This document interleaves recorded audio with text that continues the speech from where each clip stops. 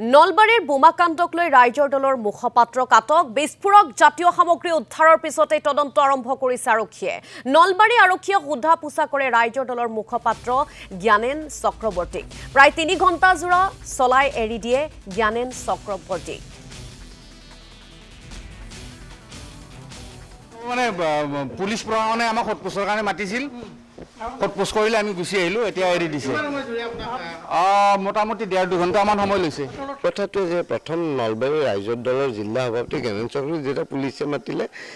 প্ৰথম তেওঁ মোক ক'লে মই তেতিয়া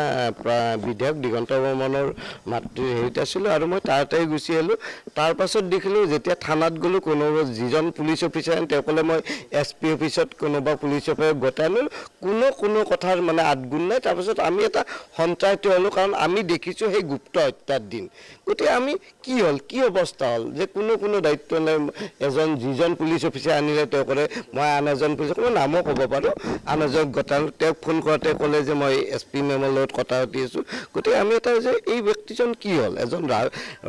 ৰেজিষ্টাৰ্ড ৰাজনৈতিক দলৰ সভাপতিক জিলা সভাপতিক লৈ আহিলে তাৰপাছত তেওঁৰ কি অৱস্থিতি গম নাপাম গতিকে গোটেই পৰিৱেশটো এটা সন্ত্ৰাসিত কৰা পৰিৱেশ নিশ্চিতভাৱে চৰকাৰৰ কিবা আউটপুট বা কিবা সন্দেহ থাকিব পাৰে এজন ৰাজনৈতিক ব্যক্তিক আনাৰ আগতে সন্ত্ৰাসিত কৰাৰ পৰিৱেশটো কৰিব নালাগে যিটো সন্ত্ৰাসিত কৰাৰ পৰিৱেশ 96 to 2001 অসম গণ পৰিষদ আৰু বিজেপি চৰকাৰ দিনত